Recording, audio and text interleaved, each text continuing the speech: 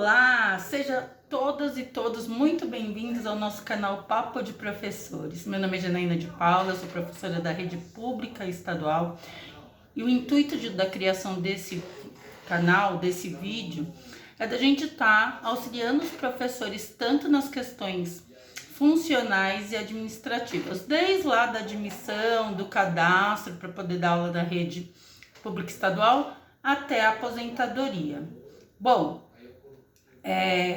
como esse é o nosso primeiro vídeo, eu fiquei pensando assim, gente, por onde a gente vai começar? E eu pensei, bom, a gente tem que começar do começo. Qual que é o começo e qual que é o título do nosso vídeo de hoje, nosso primeiro vídeo de hoje? Me formei em licenciatura e agora? Onde eu posso trabalhar? Bom, vamos lá, gente.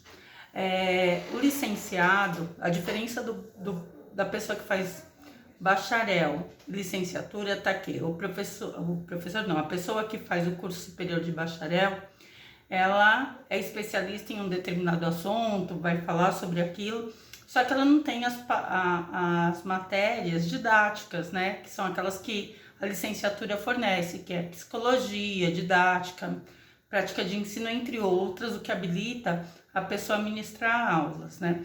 O licenciado, além de ocupar os lugares onde o bacharel pode dar aula, pode trabalhar, ele pode também, e deve, né? A gente pensa que uma pessoa que faz licenciatura, ela faz com foco de dar aula, mas ele pode agir na área de pesquisa, nas outras áreas que pedem um ensino superior completo e na escola. Na escola, como que ele faz, né? Como que ele consegue ingressar e em que escola ele pode trabalhar? Ele pode trabalhar no setor público e no setor privado. No setor privado são as escolas particulares. Aí você vai falar assim para mim, tá, e aí, como que eu faço para dar aula na escola particular? Na escola particular, pessoal, vocês vão ter que fazer uma relação de escolas que vocês gostariam de trabalhar, enviar currículo, esperar entrevista. Normalmente nessa entrevista, eles pedem para fazer uma aula teste. Essa aula teste, ela normalmente é solicitado um assunto específico e aí tem lá uma bancada que vai avaliar a sua aula. Seja de professores da escola, seja de diretores, de quem vai contratar, do dono da escola. Aí é critério da instituição privada que você está pleiteando a vaga.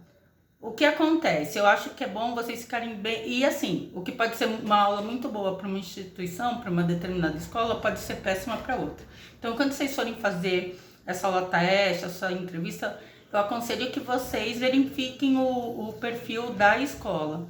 Eu tive um professor na faculdade que ele relatou que quando ele foi dar aula numa instituição religiosa, as freiras foram visitar a casa deles para ver se o padrão de vida dele estava de acordo com a necessidade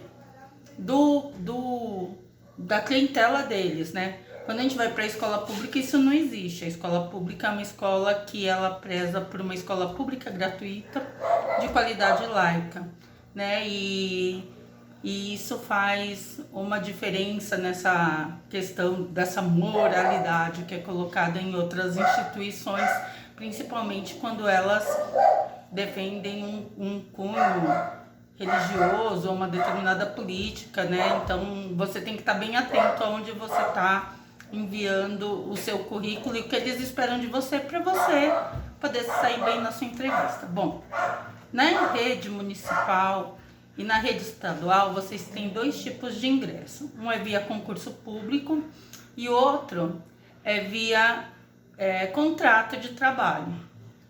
O concurso, vocês têm que esperar sair um edital oferecendo as vagas. Você vai lá, vai fazer a prova e, se aprovado, vai ingressar na escola. Sempre na prefeitura eles informam, mandam um telegrama convocando. No estado, nunca espere o estado te chamar para nada.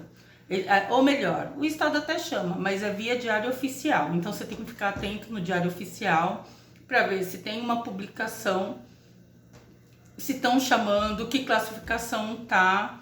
Então o concurso público é isso. Você vai, lê o edital, se você estiver de acordo com o que diz o edital, você faz a prova. Passou na prova, na prefeitura eles ainda convocam avisam que você passou, mandam um telegrama. Agora no estado não, no estado você tem que acompanhar via imprensa oficial, o Diário Oficial da União. Bom, vamos lá. Janaína, não tá tendo concurso, e a gente tem política do Dória aqui em São Paulo de ficar congelado com o concurso não sei lá por quanto tempo. Mas eu vou me atentar mais ao estado, porque eu sou professora do estado, não conheço muito a prefeitura, então eu vou falar do estado. No estado de São Paulo, você pode, eu vou falar primeiro da maneira que era antiga, porque a gente está vivendo um momento de pandemia, e na pandemia muitas coisas mudaram, né? Não pode mais estar indo nos locais como a gente ia. E depois vou passar como tá agora, mas eu acredito que depois que passar a pandemia, volte ao processo anterior. Como funciona? A pessoa vai e se cadastra, o professor fala assim, bom, eu quero dar aula. Lá para setembro, outubro, no finalzinho do ano, existe a abertura de cadastro. Quando tem esse cadastro pelo site da Educacão, www.educacão.gov.sp.br, o professor vai lá, se cadastra, coloca todas as informações e digitaliza seus documentos. Quando chega em janeiro, antes do processo de atribuição de aula, que é onde você vai participar, atribuição de aula depois eu vou detalhar num outro vídeo, porque senão vai ficar muito longo esse. Mas a atribuição de aula é quando você vai lá e fala assim, olha, eu vou dar aula nessa escola, tantas aulas, meu salário vai ser tanto, mas é todo um processo.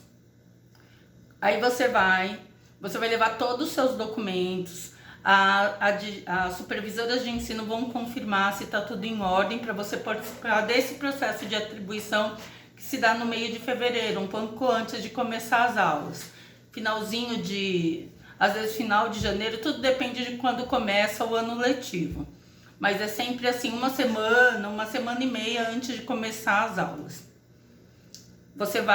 Esse é o processo antigo. E aí, de acordo com a sua pontuação, você é atribuído aula para você ou não. Aí você vai falar assim, mas que pontuação? Que pontuação é essa? Eu nunca trabalhei no estado.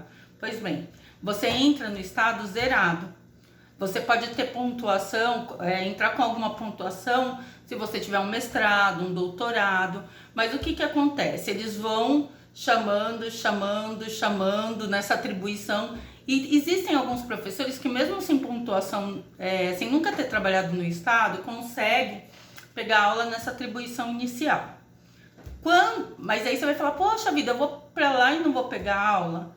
Aí eu vou te falar o seguinte, na primeira atribuição não, mas aí você vai ficar cadastrado para participar de todas as atribuições do ano. Porque o que acontece? Tem professor que fica doente, tem professor que se aposenta, tem professor que exonera, existe um leque de possibilidades de professores que se afastam e aí você vai dar aula no lugar desses professores. Então, depois da atribuição inicial, você começa a participar das atribuições nas escolas. A escola tal, eu vou falar da minha escola, a escola Breno Rossi teve 3 professores afastados, né? Um de português, um de história, um de geografia. Vamos fazer uma atribuição. E aí, quem quer participar vai dar na atribuição, e aí quem tiver mais pontos pega essas aulas. Eu lembro que quando eu comecei a dar aula, eu comecei a dar, gente, porque o salário tá um pouquinho, não, vamos falar ministrar. Quando eu comecei a ministrar a aula, em maio, eu peguei uma carga completa, né? Era uma manhã cheia numa escola, no lugar de uma professora que tinha ido para coordenação. Então eu peguei aulas até melhores de quem conseguiu pegar no começo do ano, que às vezes pegou picadinho em 2 ou 3 escolas, mas isso também é um outro vídeo que tem que ser feito. Então você vai ficar participando durante o ano. Em janeiro é a primeira aula, né? Primeira atribuição de aula, e aí vai o primeiro cadastro. Normalmente, no meio do ano, se abre o cadastro emergencial, Por quê? Porque já conseguiu alocar todos aqueles professores, ou em algumas disciplinas não tem mais professores, falta, tem muito professor deixando o estado por algum motivo, ou porque está doente, ou porque exonerou, ou porque foi pegar outro cargo, e aí a vaga tá ali e não tem professor. Aí o que eles fazem? Eles fazem abrir um cadastro emergencial.